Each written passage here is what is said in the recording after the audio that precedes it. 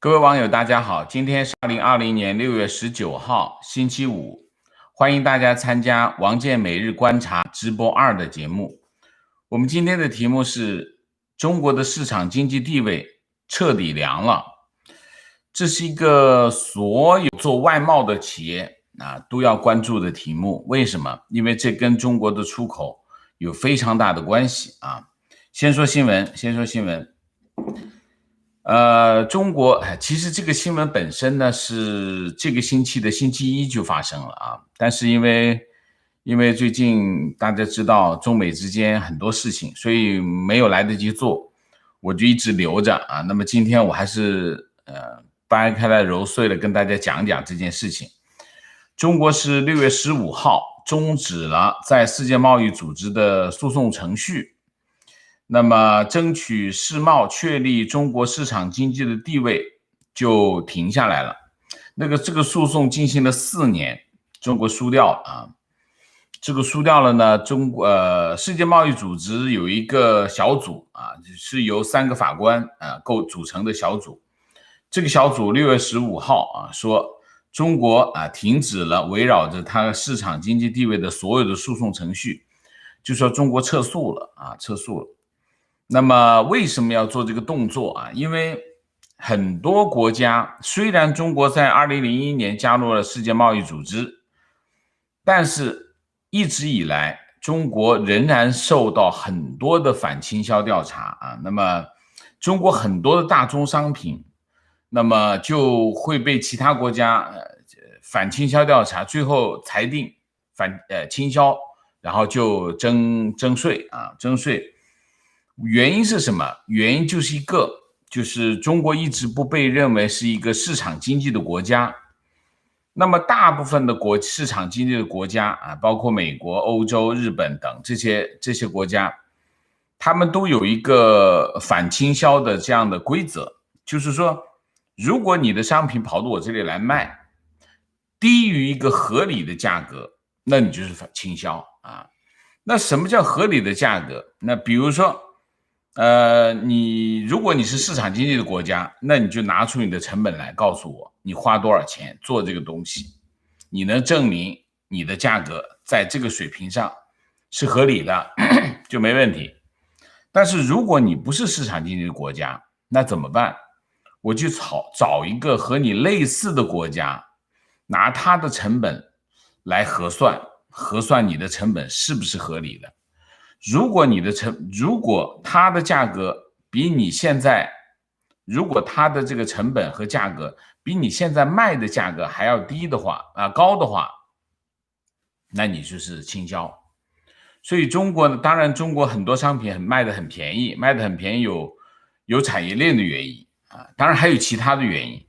但主要的原因是什么？主要的原因是中国卖的价格比较便宜。那么中国又不是市场经济国家，所以呢就拿其他国家来参考，一参考其他国家价格贵，所以中国的商品经常被裁定为这个倾销所以世界贸易组织统计20多年来，中国一直是全世界遭到反倾销调查最多的国家中国很多的大宗商品，什么钢材原材料等经常反倾销，然后就是惩罚性关税那么对中国的出口打击非常大那么仅2015年的9月1个月，中国有22类中国商品遭到欧盟的反倾销调查这我读给大家听一下，都匪夷所思什么太阳能发电配件、钢铁、人造甜味剂、柠檬酸、味精、自行车、活页夹、红鳟鱼红鳟鱼都会被反倾销调查。对中国发起这个反倾销调查的国家有谁呢？比较多的国家，阿根廷、印度、美国、欧盟、土耳其、墨西哥、巴西，影响最大的当然是欧盟跟美国某国。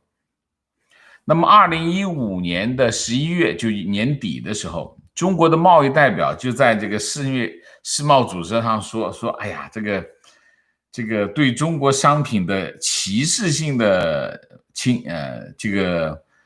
个指控，就是指控中国商品倾销的这个指控，很快就会过去了。为什么？因为根据成员国的协议，中国加入世贸15年之后，就会自动成为市场经济的国家。那么，如果按照中国的时间一算，就是2016年的12月11号。中国就应该自动成为市场经济的国家。然后呢，中国的贸易代表说呢，从2016年底开始，所有的世贸组织成员必须停止使用价格比较的条款作为对中国商品进行反倾销调查的依据，就是我刚才讲的这个那么中国就应该没什么这个倾销的调查的了讲了很多那么在过去20年世贸组织接受的这个500件贸易争端里面，有20%都是跟倾销有关系但是中国想多了，这个欧盟也好，美国也好，日本也好，都不承认中国的市场经济地位。那么2016年的5月12号，欧洲议会以压倒性的票数通过决议，拒绝承认中国的市场经济地位，指中国过度生产和削价出口，为欧盟带来严重的社会经济和环境后果。于是呢，中国没办法，好吧，那你既然不承认我，那我就告你，反正我们都是世界贸易组织成员。于是呢，中国就在世界贸易组织对欧盟提起诉讼要求欧盟承认它的市场经济地位。因为什么？因为中国到2016年，中国加入世贸就已经15年了。中国世贸条款里面很清楚写的非常清楚，加入世界贸易组织15年就获得这个市场经济的地位。我都憋了15年了，你还不承认我？还没完。2016年的12月8号，日本经济产业省宣布关于中国在世界贸易组织中的地位，日方决定继续不承认中国是市场经济国家，并维持对不当倾销征收高关税的反倾销税机制这是日本。然后美国到了2017年的12月，美国正式通知世界贸易组织说反对给中国市场经济地位反对给中国市场经济的地位。美国商务部认为，由于中国的制度结构以及政府与中国共产党通过这种结构施加的管控，造成了价格的扭曲这很别扭，这话说的。然后呢，这个官司呢，从2016年一直打到了2019年。实际上，去年年底，世贸组织已经初步裁定中国输了中国已经没办法赢了，就是他告要求这个欧盟提供承认他市场经济的地位。他这个诉讼去年已经初步裁定，已经输了。但是中国还不放弃，还要继续打。然后后来呢，这个世贸的一个官员说呢，之前呢，由于太多的裁决都对中国非常的不利，所以呢，在这个世贸组织的这个裁决公布结果之前，就是其实现在呢，世界贸易组织呢，它不是提起诉讼吗？世界贸易组织并没有宣布结果，就是在他宣布结果之前，中国撤诉了，就不诉讼，不告欧盟了。那等于就是什么呢？什么意思呢？就是他们这个败诉的案例太多，所以他们甚至不想什么呢？不想让全世界看到这个专家组给这个诉讼给的这个仲裁理由。就是中国要避免因为你真的等这个专家组出来告诉大家为什么我们裁定中国不是市场经济国家，把这个一宣读，影响更大嘛。所以在他裁决之前，中国就悄悄撤诉，这一撤诉，官司不就没得打了吗？所以我为什么刚才有网友在这个叫什么，在这个推测上面问说是彻底了吗？这肯定是彻底了，因为他自己撤诉的，所以他就那么那这样的结果是什么？这样的结果就是欧盟也好，美国也好，日本也好，任何其他国家就是世贸组织成员，仍然不会把中国当作市场经济国家，仍然可以沿用这个参考法，就是参考类比法，来类比中国企业出口的这个商品是不是存在倾销行为。这公平吗？非常不公平。为什么？因为其实中国很多商品的价格低，并不完全是因为这个政府补贴的问题，有中国产业链竞争优势的问题。但是你翻过来你要问我，中国是市场经济国家吗？我也会告诉你，不是。为什么？因为几个原因啊，我讲几个原因。第一，中国政府大量的干预市场，操纵市场价格，那么令这个市场的价格扭曲。你比如说人民币汇率，人民币汇率就是操纵价格啊。比如说房地产价格等等很多啊。其实中国政府一直在操纵市场，市场经济你不能够，政府不能够操纵市场，操纵市场怎么叫市场经济啊？这是第一个。第二个，中国政府给国企大量补贴啊，当然也不仅仅是国企，很多企业啊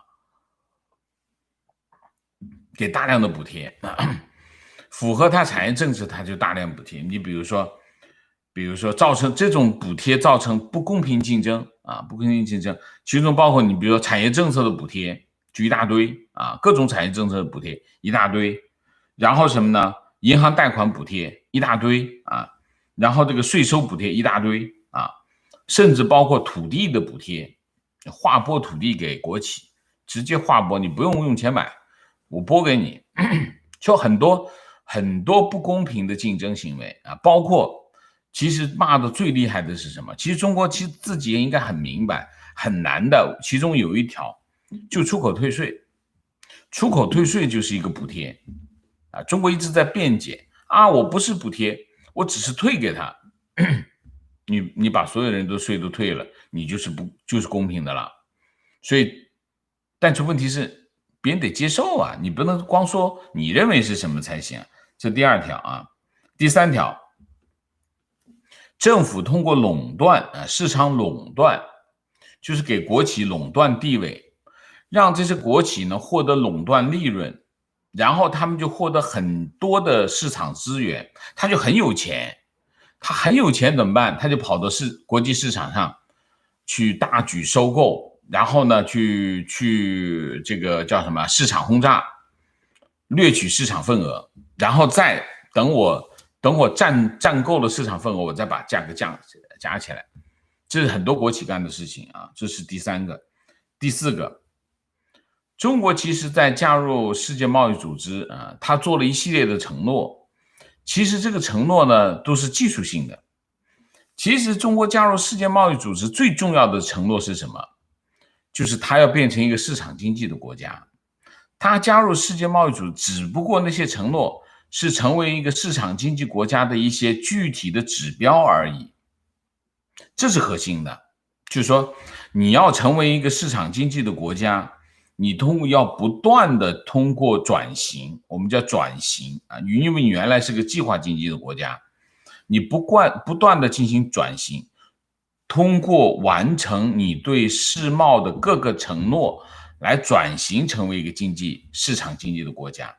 但是中国经济的转型终止了啊，终止了。它不仅仅终止，它是往回走，现在在往回走。刘鹤的这个供给侧改革其实就是走回头路。就是我们讲市场经济最核心的是什么？就是政府要退出市场。现在中国不是退出市场，不是政府退出市场，是政府对市场的干预更深更广，所以你怎么能讲？所以实际上呢，他违背了他加入世界贸易组织的承诺。承诺不是仅仅是那10项20项的承诺，他最核心的承诺就是我加入世界贸易组织，我要变成一个市场经济的国家，要改变的是经济叫基本经济制度。可是现在你看看习近平自己讲的话，其实是不是一个官司一句话就拍死了？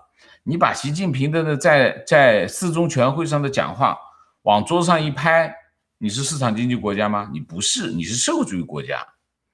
社会主义国家不是市场经济国家，因为你是国有经济为主体，政府干预，所以在这个问题上其实没什么好说的啊。所以西方国家不承认中国市场经济的地位，当然有他们自己的，他们有自己的利益，就是维护他们国内企业的利益，这是一方面啊。但是另外一方面也不算冤枉中国，但是可怜的是谁呢？可怜的中国的外贸企业，叫黑猫偷吃，白猫当灾。真正偷吃的是白猫，黑猫。黑猫是谁呢？黑猫是国企。当灾的是谁呢？民企、外企，他们当灾，因为他们没得到好处，得好处全是国企。由于国企的这些行为，中国得不到这个市场经济的地位，但是所有的企业，包括国企在内，都会受到影响，出口都会受到影响。所以可怜的是中国的出口企业啊，出口企业。所以这里面有一个很重要的影响是什么？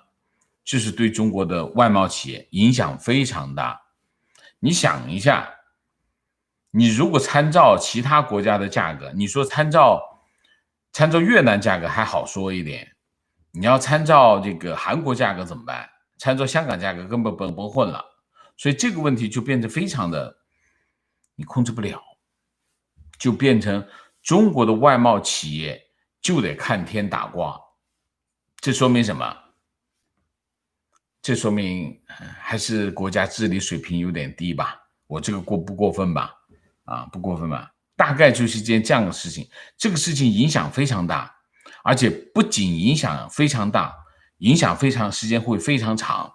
所有做外贸的企业，就是做出口的企业，都要关注这一点，就都得上网查一下，你们做这产品，经常你得看看有没有被反倾销啊。其实有一个网站可以做一个网站，做个什么网站？就是统计全世界对中国这个反倾销的这个产品目录。如果呢有个网站做这个东西的话，一定很受欢迎。为什么？因为所有的出口企业都得经常看，爬上去看看，你说是不是很受欢迎啊？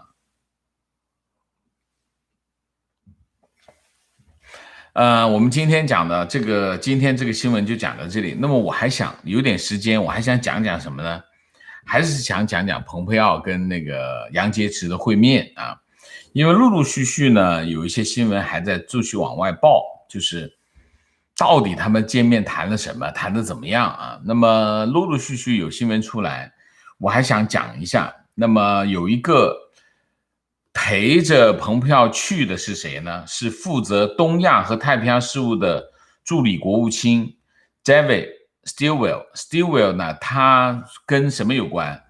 朝鲜的事情就他负责啊，因为他东亚，他负责东亚事务，他就出来讲啊，今天就出来讲啊，说这个中方在会面的时候态度不坦诚啊，怪不得。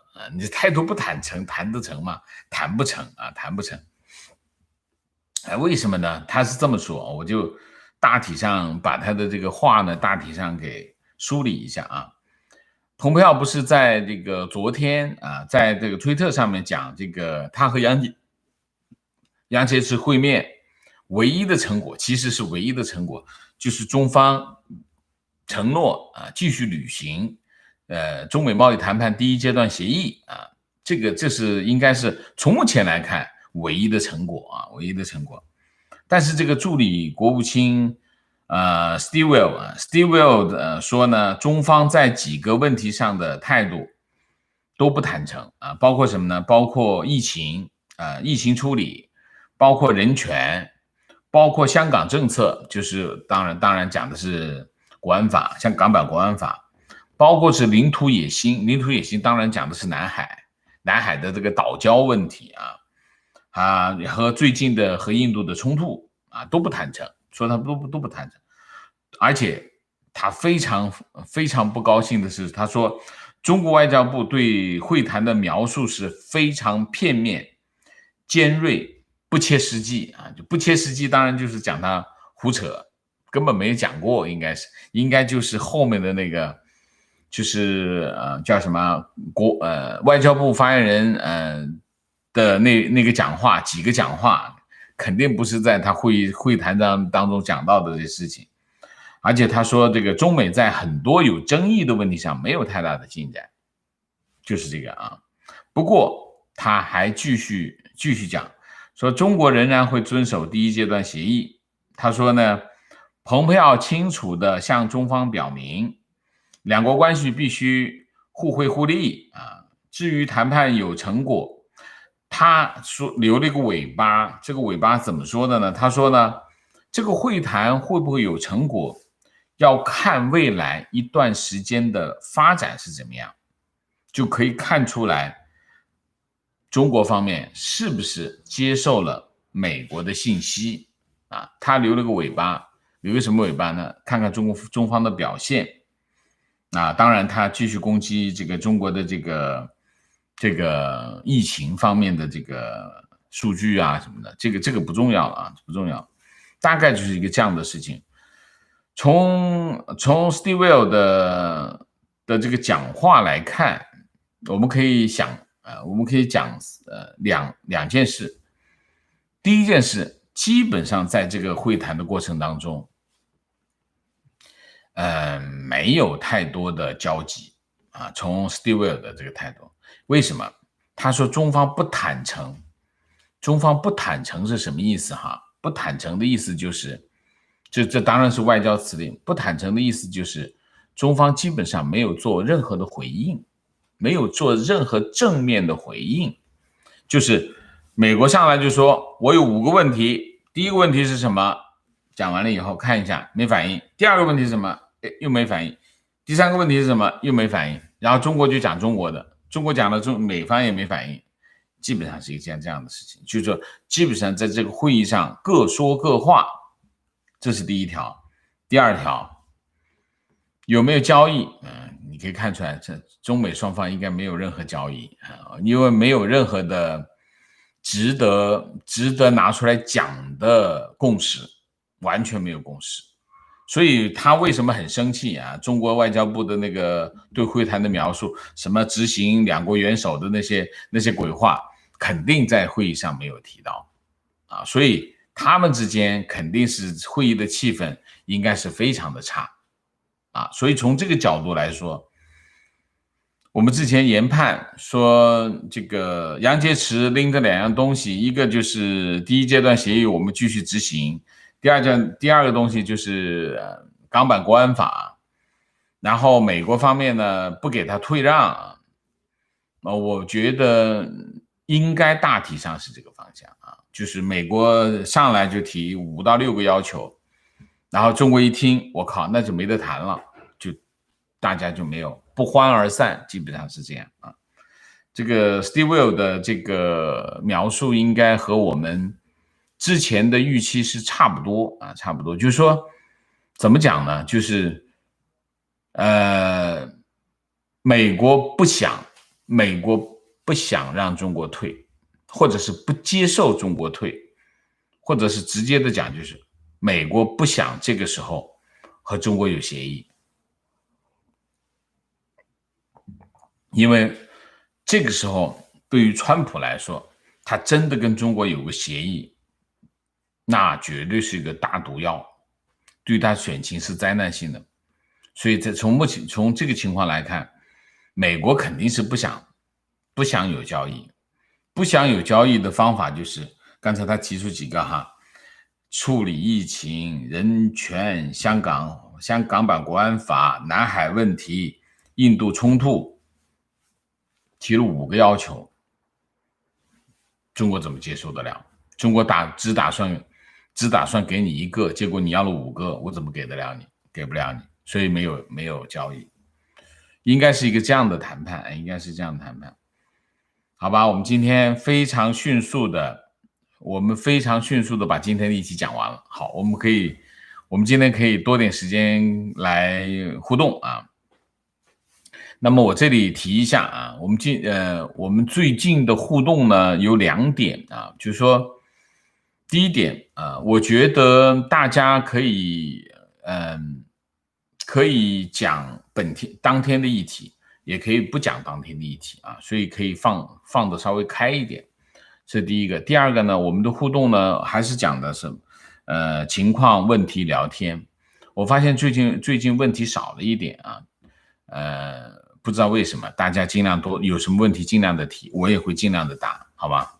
好，例行公事，请大家点赞，请新来的网友订阅，请大家加入我们的会员，支持我们，做更好的节目，好吗？好，我们接着进入互动。进入互动之后，请大家不要聊天，情况、问题、观点，好吗？谢谢啊。好，我们现在明谢一下，硕鹏，谢谢。第2次参加直播，送王老师一本博尔顿的新书，如果还能顺利出版的话，哦，谢谢 ，Thank you。好的，我其实我是真想买啊，我已经 waitlist 了啊。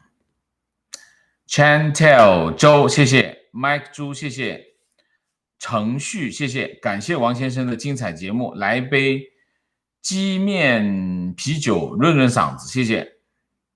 沈义晨，谢谢，感谢王老师上次关于蓬佩奥、川普问题的回答，茅塞顿开，判断力、坚定的信念、高尚的品格，川普后2者存疑。OK， 你这不是惹事儿吗？你看，又有网友来找我麻烦。好，前身，谢谢。沈建平，谢谢王婶，我和太太每天都听您的节目，感谢您付出的辛勤劳动，谢谢你的支持啊，请你继续。阮光能，谢谢。荒庞，谢谢，支持王先生。好，观点，如同王老师所言，对于中国的反倾销替代国规则绝对不公平，但是中国是市场经济国家吗？绝对不是。作为20年处理中国反倾销的专业人士，100%同意王老师的观点。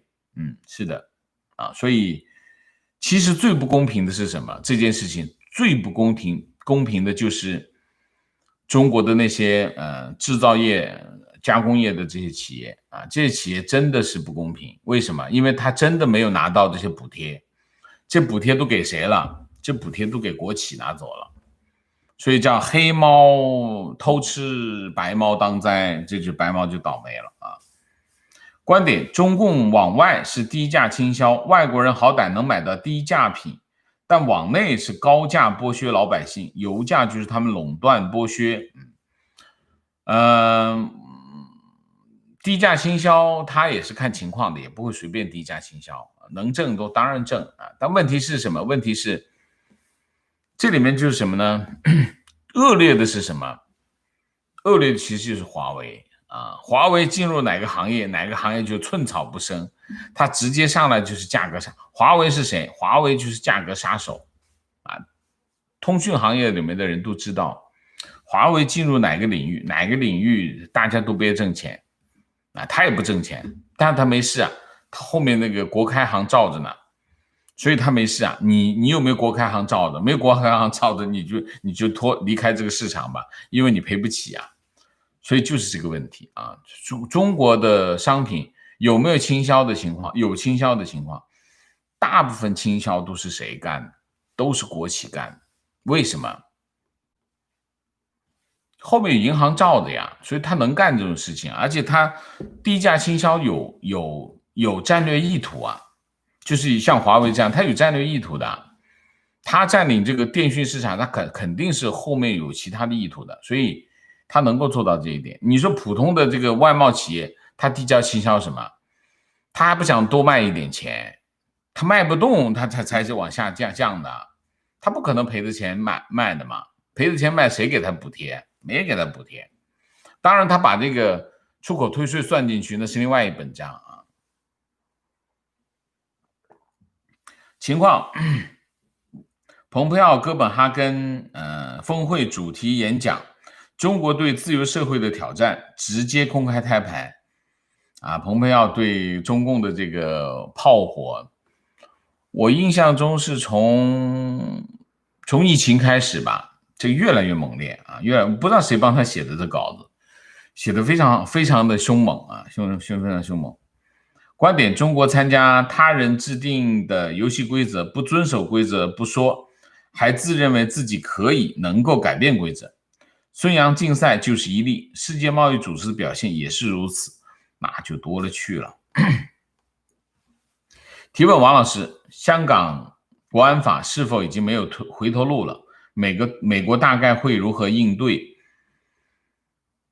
今天几号？今天就是要看今天了啊，就是要看今天这个，人大常委会结束了没有啊？没看到啊，人大常委会结束了没有？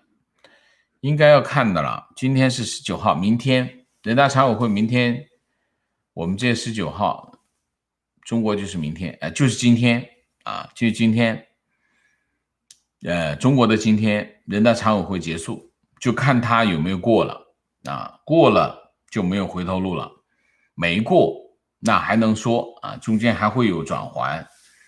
美国大概会如何应对？美国应对的招呢，我老实讲，我就不知道他会具体怎么出啊。但是美国手上呢都是王炸，反正你记住，美国手上都是王炸。为什么？因为香港是金融中心，金融这个行业全部握在美国人手里，所以美国手里都是王炸。所以美国怎么应对我不清楚，但是他要是出手的话就会很重啊。情况：12号从北京出差完回来深圳，昨天被安排到酒店集中隔离。OK， 观点：王老师能不能用节目来科普香港法律和内地法律的不同？这种不同对个人的影响，能够帮助翻墙的人了解香港的好。我可以简单的讲一句话就好了。中国没有法律，中国的法律全是对付老百姓的啊，所以中国叫依法治国。依法治国是什么意思呢？就是法律全部是对付老，你别以为中国没法律，中国是有法律的，就是老百姓是有法律，政府没法律，或者是有权的人就没法律，权力比法律大，法律比老百姓大，反正对你来说有法律啊，对于政府来说没法律，因为他有权。中国的情况就是这样的情况。香港是个什么社会？香港是个法治社会啊，法治社会就是所有的一切按照法律规定来运行。那么你政府的一些政策不对，你都可以去法庭告，说要求司法复核政府的这个政策不合理不对，没有法律依据，那可以去法庭要判政府这个做的不对，那政府就要改过来。这就是香港社会，香港社会就是一个法治社会。那我不知道你想要什么级别的科普，因为法律这件事情，那么我们可以开一门课，专门的课啊，那就不是我讲，那得找一个法律界的人士来讲。我只能给你一个常识，这个常识就是香港是个法治社会。香港的成功基于2个条件，基于2个最重要的原则，第一个就是法治，第2个就是自由。香港的成功，过去100年，香港的成功就是基于这2样东西，一个是法治，一个是自由。那么港版国安法就是破坏法治和自由。为什么？因为香港有基本法，如果人大常委会经常跑得来插手香港的事务的话，香港就基本法就没有权威性了，法治就不存在了，这是第一条。所以港版国安法第一件事情就是破坏法治，然后消灭自由，港版国安法一出来，香港人的自由就没有了，没有了自由，那香港就一定会失败。所以有些人讲说，哎呀，这个香港很可惜啊，我们要不要美国是不是应该？有人质疑啊，美国是不是应该对香港下重手啊？那我跟你讲，就算美国不出手，香港也会迅速的凋谢。为什么？香港赖以存在、发展成功的这2个基本要素不存在了，只要港版国安法出来，这就是根本的。所以你为什么要让它存在？就是你为什么不让美国出手啊？所以这个问题，我觉得还是要讲清楚的啊，还是要讲清楚。问题，当年好像只有博和习是胡的接班人候选人，2个人都是极左，这是有什么历史的必然吗？博不是接班人，习是接班人，博呢？薄熙来啊，他讲的是薄熙来，sorry， 习是习近平，习近平是钦定的接班人，叫隔代指定。什么叫隔代指定？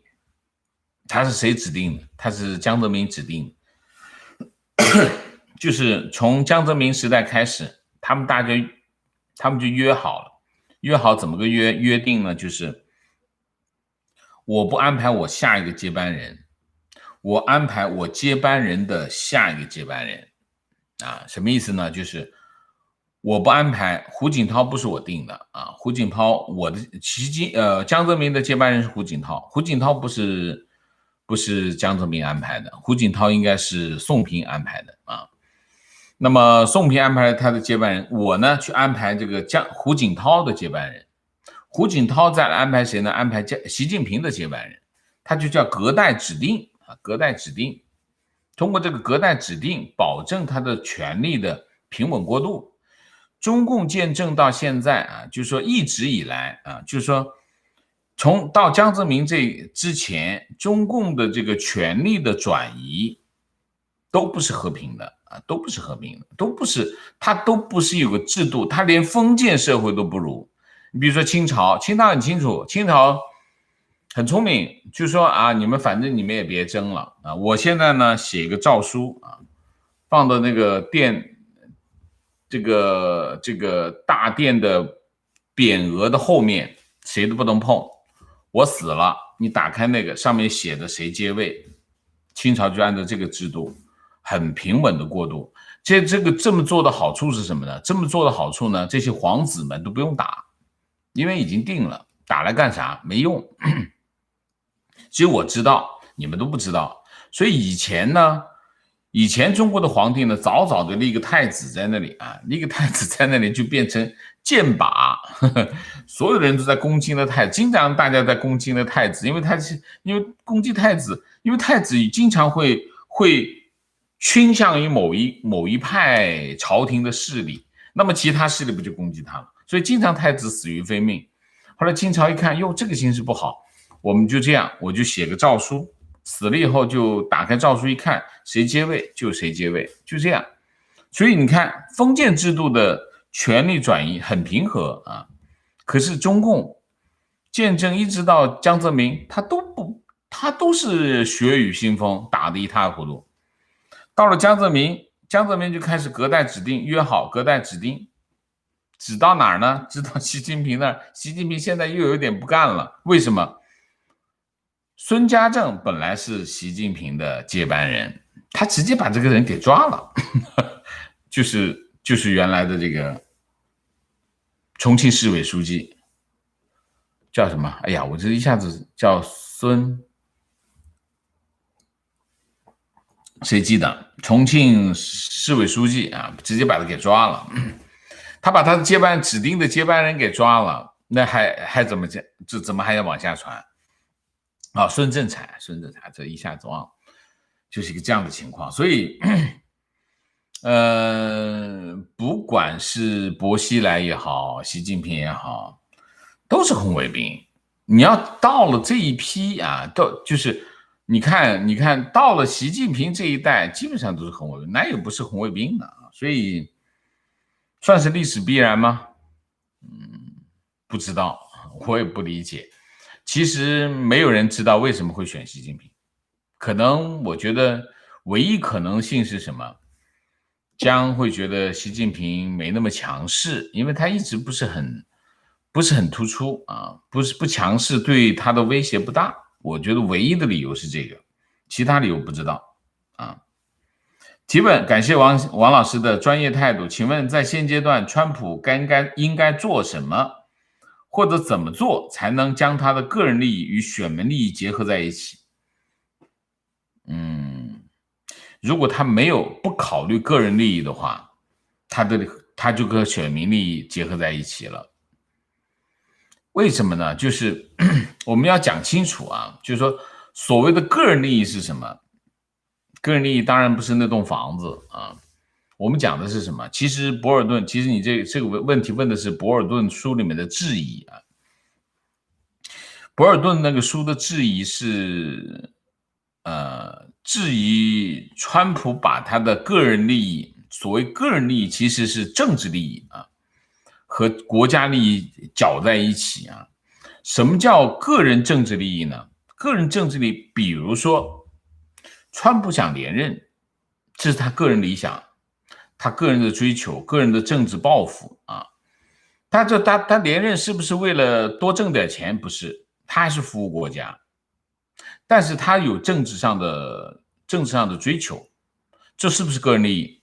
就叫个人政治利益啊，这个人政治利益和我们想的钱是不是一回事啊？所以国内的网友呢，需要想办法把语境，你的脑子里的语境从墙里面搬到墙外面来。美国的总统，今天有一个网友在我的 Facebook 上面说什么？你们以为美国的总统就没有私利吗？你们简直是脑残！说美国人脑残，说美国人脑残，他怎么没有私利？他怎么肯去做美国总统？哎，听啊，我们一定要搞清楚一点，美国总统跑去当美国总统的人，他真的不可能去为了私利去当美国总统。为什么？因为你还真谋不了太多的私利，你会被人骂翻的，而且会被弹劾的。所以在这个问题上想都不要想，你只是拿你的那份工资，然后你退休以后写你的回忆录啊，那是你的利益。除了这些以外，你啥都不要想。川普就更不要想，川普他自己他的企业的那些损失更大，所以你要想清楚。我们如果在讨论美国问题的时候，我们所有人要把你的脑子从墙里面搬出来，这是另外一个世界，跟你在墙里面看到的世界不一样。你墙里面那个世界是没有道德、没有底线的国家，那是一个你就会看到啊，贪污腐化是正常的，不是的。在全世界都不是的，就墙里头是，所以我们不要去用墙里的思维来考虑这个问题。好，我们把这个前提讲清楚之后，我们才能够讨论川普连任算不算他的个人政治利益。从美国的这个语境当中，就是如果你去做一个交易，想办法这个交易对你的连任有帮助，这就是私利。在这个语境下，它就是私利。OK， 所以博尔顿的那个指控为什么会有这么大的轰动性的道理就在这里。如果我们用墙里面的那种思维，博尔顿讲的那还是事儿吗？根本不是事儿，好吗？所以我们不要这样讨论问题，这样讨论问题讨论不出来结果的。所以你问的这个问题呢，其实就是在讲那个问题。所以呢，他不可能在这件事情上追求他的个人利益，不存在，因为他就是要连任。所以这个问题就是一个没有意义的问题，好吗？我讲清楚了没有？这个问题不存在啊，不能讲没有意义啊，是不存在。OK。提问：美国虽然握有金融主导权，但是华尔街貌似很亲共。美国政府即使想在金融上对中国政府施加压力，华尔街不配合会怎么样？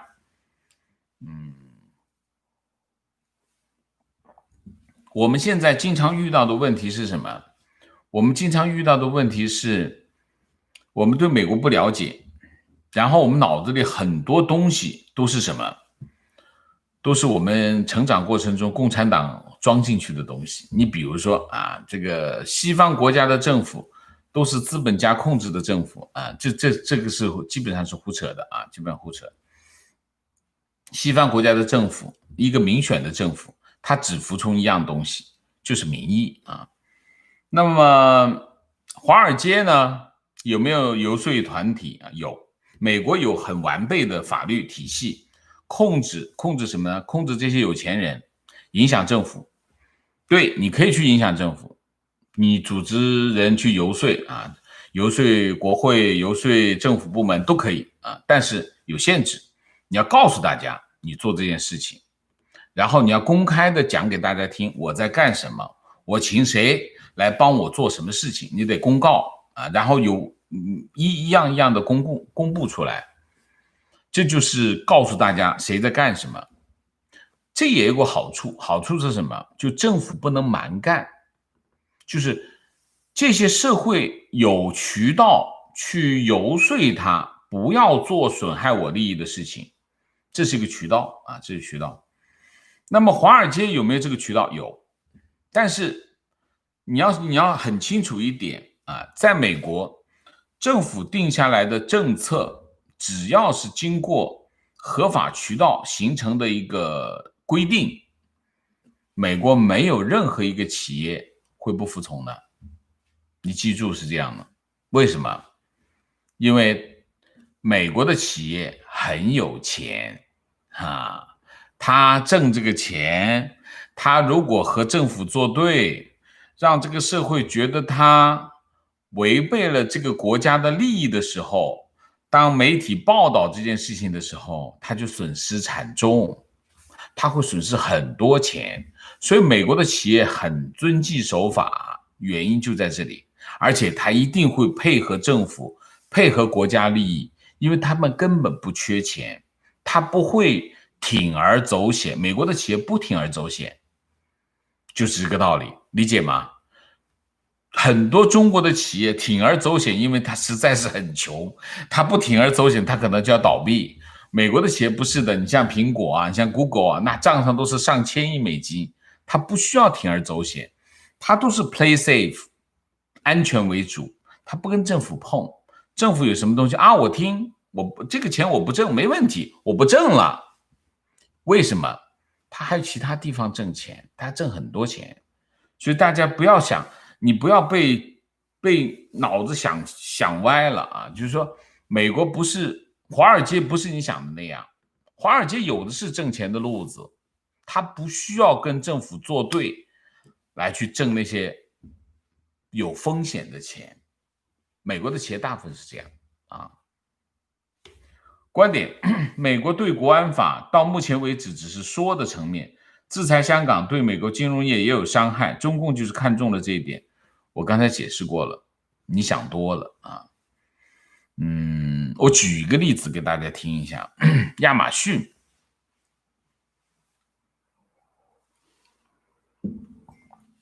亚马逊主动放弃了中国市场啊，亚马逊主动放弃中国市场。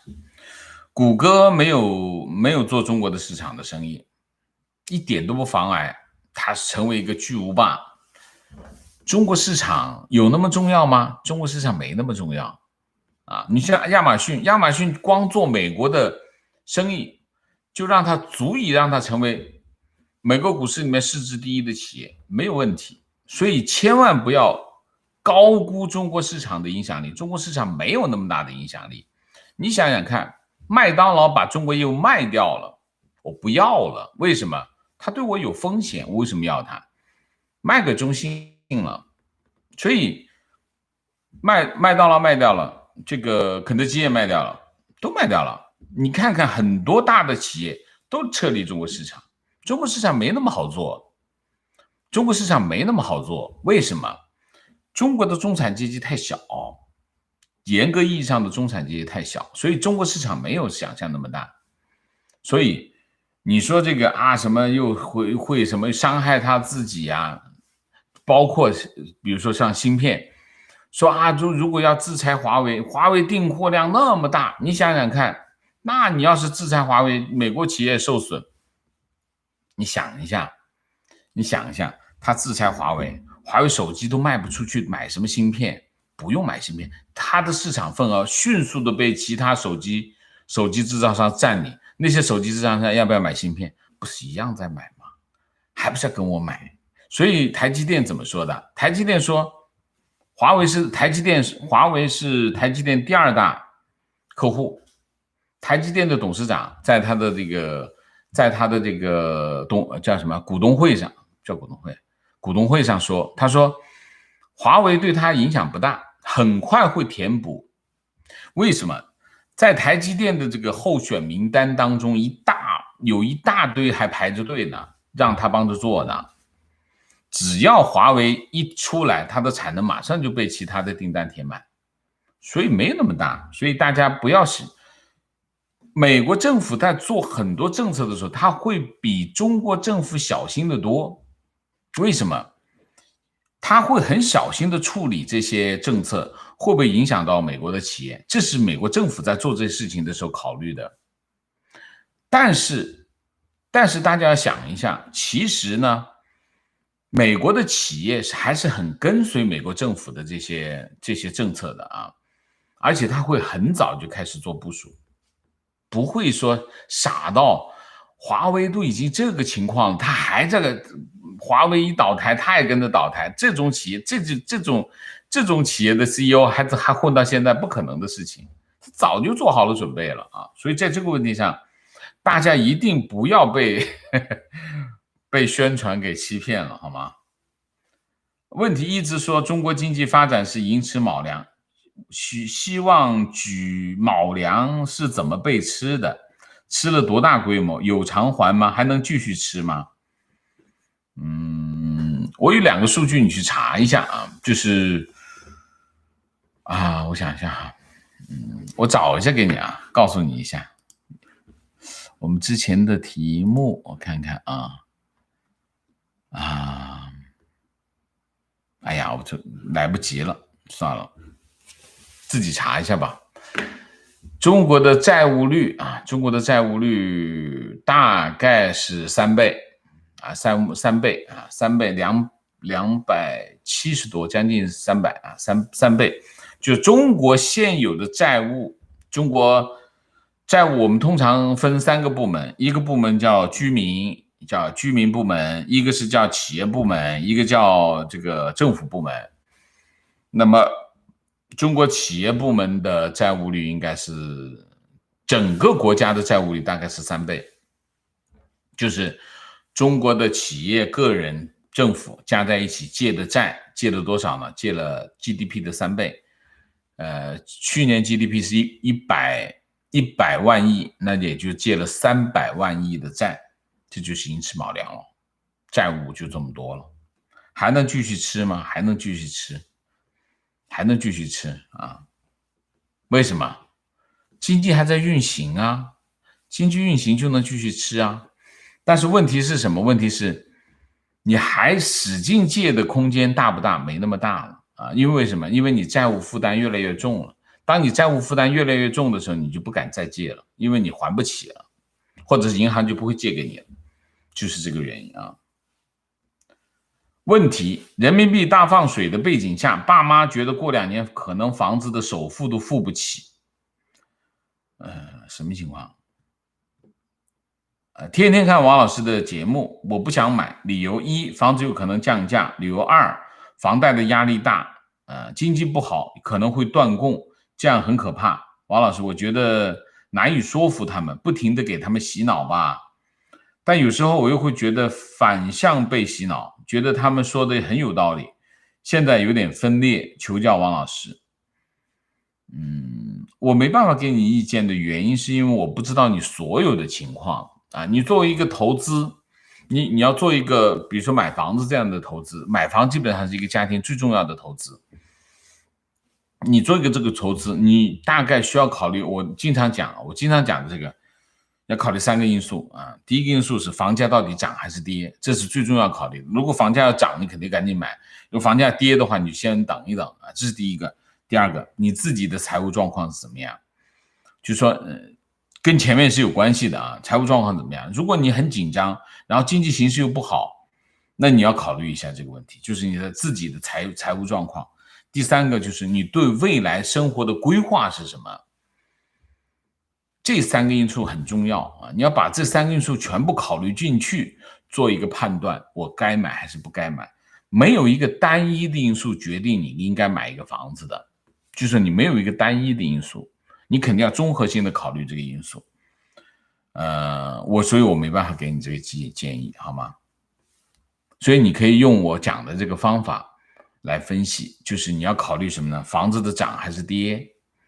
第二个就是通货膨胀这件事情，你们不需要考虑。为什么？那跟资产有关系啊，那跟资产有关系，你不需要考虑通货膨胀这回事，你只考虑3个简单一点。第一个考虑什么？房价涨还是跌？至少在2-3年之内是什么情况？这第一个。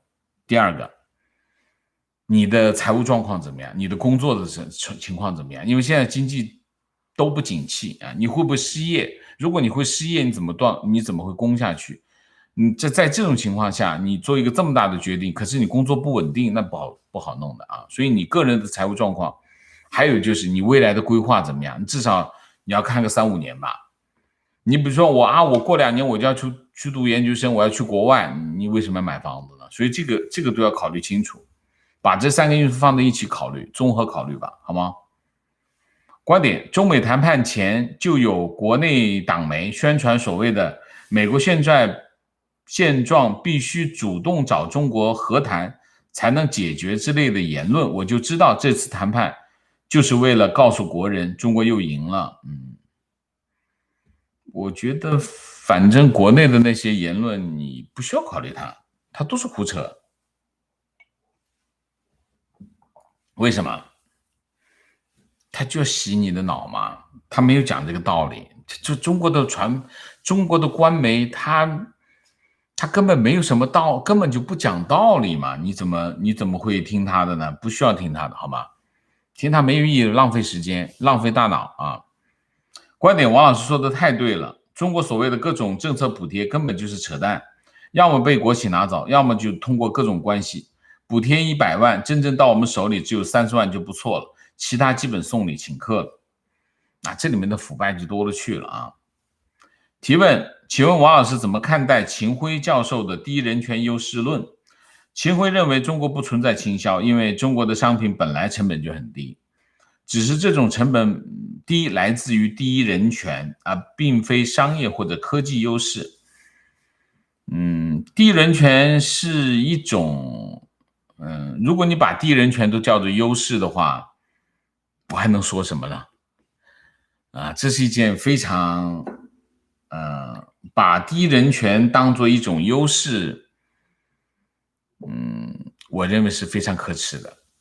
那都是无数的小弟弟小妹妹在血汗工厂里面的血汗钱，你能把它这样做优势吗？我觉得不是啊，这是第一条。第二条，中国本来就是有倾销，真的中国是有倾销啊。中国的倾销在哪里？其实中国的大宗商品的倾销是很严重的。谁在干这事情？国企在干这事情。国企干很多大宗商品，比如说钢材啊、钢铁啊。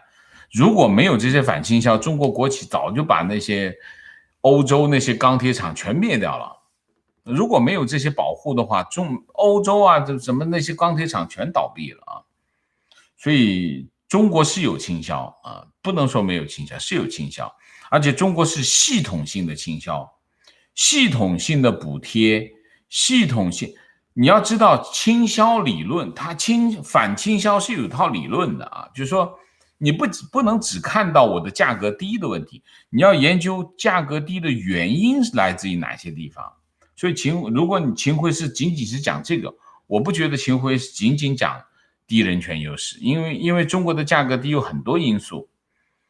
如果我们要讲的话，可以讲很多东西出来啊，就包括他说的低人权优势，比如说我们讲中国的产业链的优势，中国产业链是有优势，一条街从那头走到这头，电脑就传齐了，产业链非常强大，所以你做出来的产品当然价格成本低，产业链的优势，第一人权优势，然后补贴优势啊，中国的退税很厉害的，你别以为中国没有补贴，中国是有补贴的啊，各种各样的补贴，所以很复杂，很多。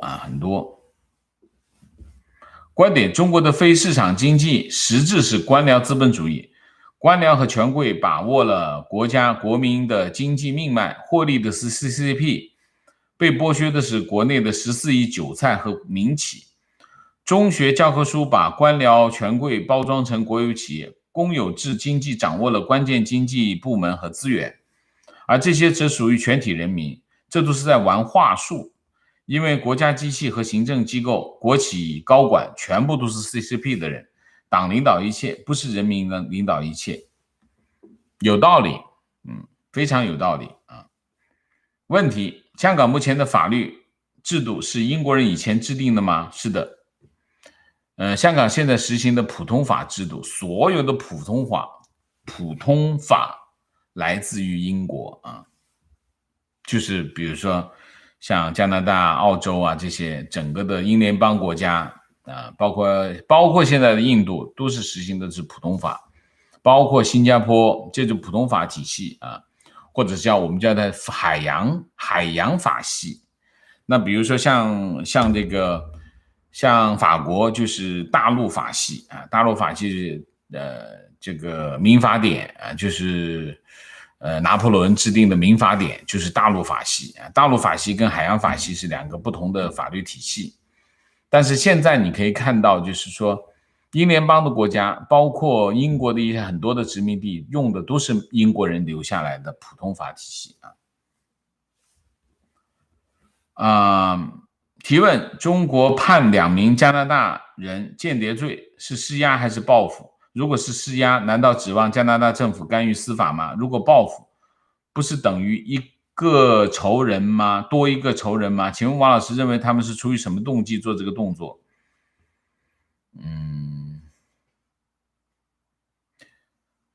中国以前经常干这种事情，就是说我跟你关系不好了，我就把你的人抓起来，判一个我认为可以判的罪啊。在中国呢，就是中国的法律呢，就是比一般的法律要严格啊。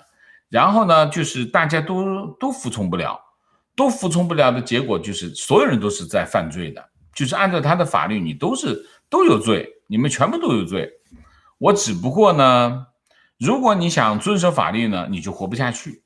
中国的法律大体上都是这样子啊。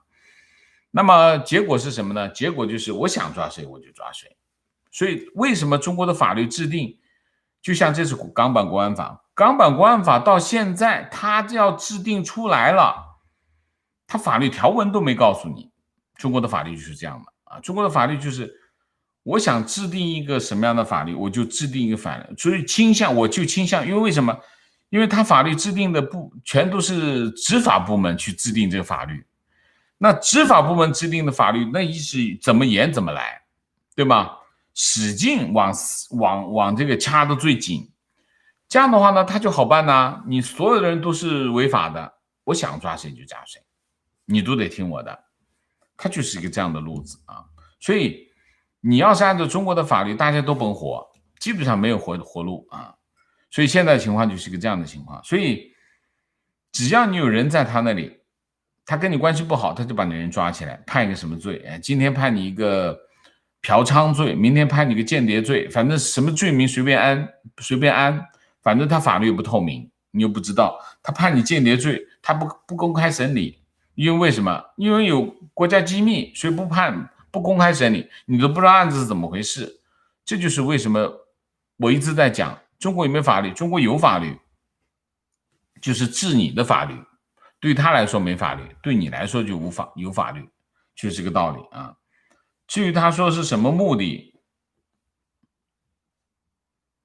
集权的任性嘛，所以就是跟你关系不好，跟加拿大关系不好，就搞这种事情。所以中国就这个德行啊。大家都很讨厌他。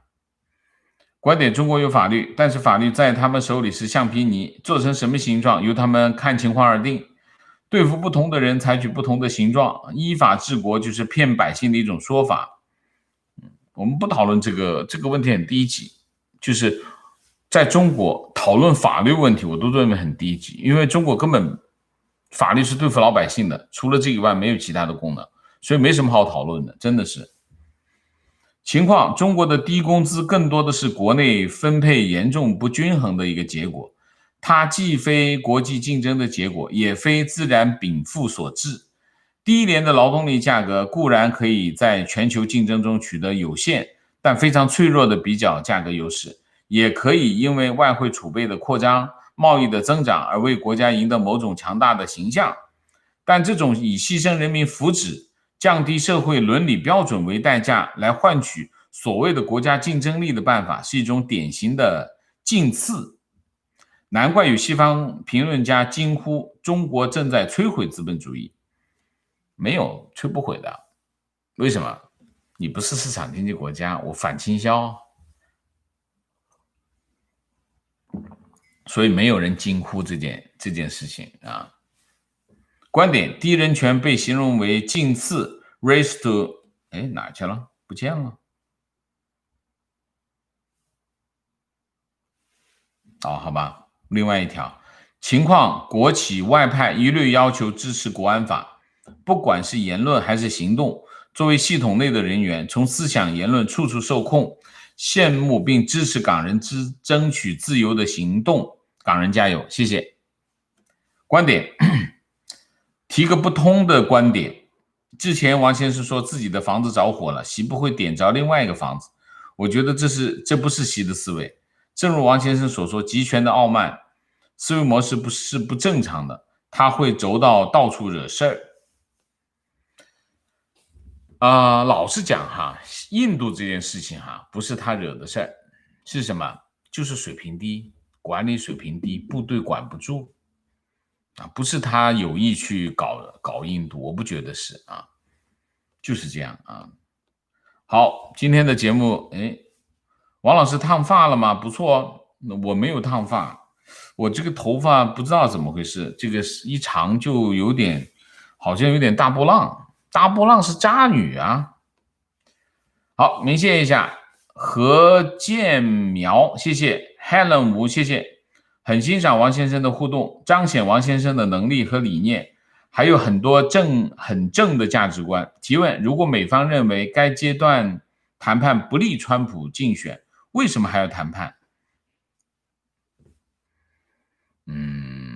好问题，我没想过这个问题。但是一般来说，你如果这个中方提出来，我们这个杨洁篪国务委员不是国务委员，是政局委员，想和你们见个面，蓬佩奥见个面，不见面也不好吧？不见面，双方会有战略误判，所以一般来说，如果提出来见面的话，还是会见的肯定不是他提的嘛，所以你看我们判断是对的嘛，跑到美国去，跑到夏威夷去，那就是中方提出来的所以你要见面，那就见个面呗见面顺便把风放出去小越南，谢谢 Johnny Walker， 谢谢月圆天心，谢谢 Light DR， 谢谢，感谢王老师的精辟分析，请王老师吃鼎泰丰的小笼包，好我很喜欢Little Lamb， 谢谢坚俊丁，谢谢，民企出口也受益，至少 17% 的增值税免了，就是退税Kevin 王，谢谢，喜欢王老师作为媒体人保持客观不站边，川普是人不是神，希望大家无论选谁都可以做到冷静支持，不要粉，是这样的Simon 林，谢谢，王老师加油。John 焦，谢谢谢谢王老师一直以来的辛苦付出。陈 Ken， 谢谢。严霍，谢谢。